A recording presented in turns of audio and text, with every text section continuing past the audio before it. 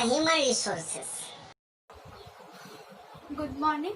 So today we will start the new chapter, human resource. It is under the 9th chapter of your book. So in human resource, first we have to know about why humans are considered as a resource.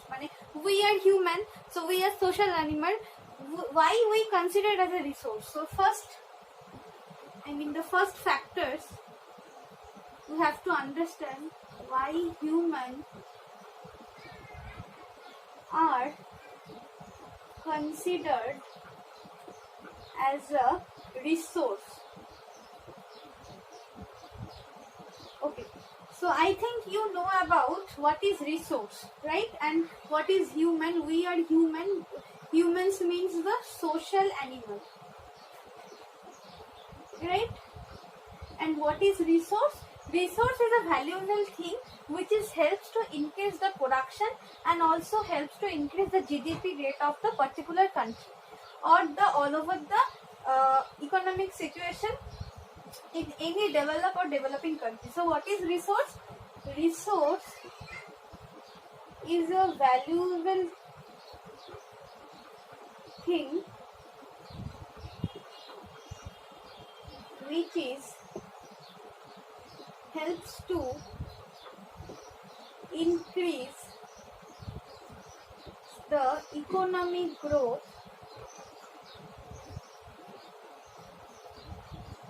of a particular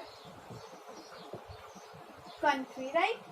So this is resource and this is human. So why human is considered as a resource? Because humans have the ability to think something new, human have the ability to create something new, and human have the knowledge and power and the educational background. So he or she might be produce new things which helps to consider to increase the economic growth and also applicable for or support the economic as well as the social and cultural growth of a particular country. Okay, so that's why humans are considered as a resource. So in first point, human have the ability to create something new. So what is the content of the factor? So human have the ability to create something new. We are human. If we have the proper equipments or the proper things which we needed for create something new products, so we can make a new things, right? So humans have the ability to create something new products, and this product maybe helps in production of any kind of goods or any kind of support in the economic growth. So that's why the human have the ability to create something new, right? Next point, human have the skill or power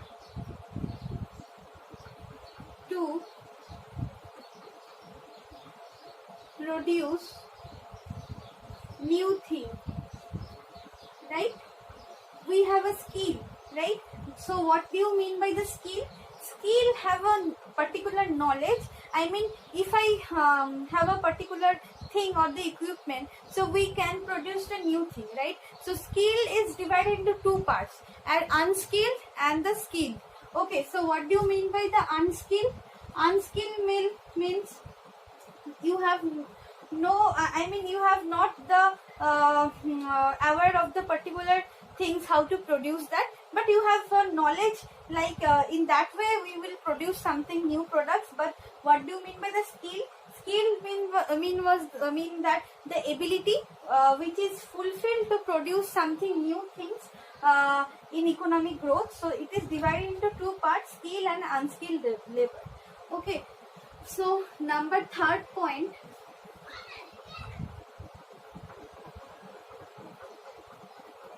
so in third point, human have the power to think which is good and bad, right? So we have a power or the perception which is good and bad for our own self and for our society as well as the economic growth of the particular country, right? We have the thinking power which is bad for us and which is good for us. Okay, so this is the number third factor. And number fourth factor, human have proper knowledge and education to conclude something new, right? So we have the proper knowledge and educational background, right? We have proper knowledge and educational background, so we conclude a new thing which is good for the society as well as good for us. So we have the power which is bad and good, and we have a proper knowledge about or regarding a particular matter which is help us or help for the society also. So these are the major factors. That's why the humans are considered as the resources, right? So I think it's clear to all of you. This is the introductory part of the human resources, and if you consider the human resource as a whole, so you have to gain a knowledge idea about what is the population and what is the population change and how the population distribute over a particular place, right? So we have to rub it.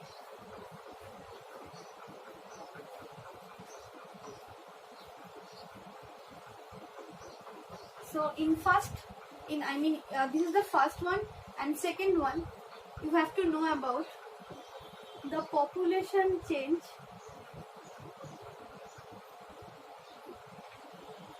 on the basis of developing country, right?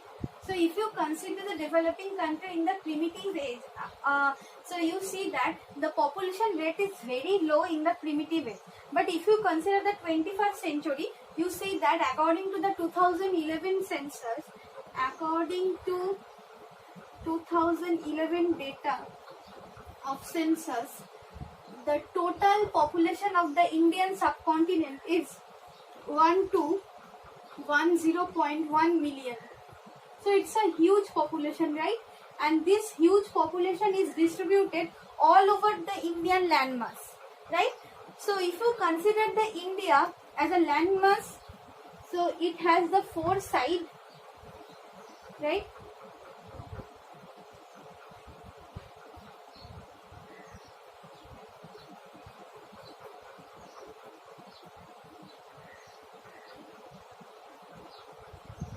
So this is the Indian landmass, right?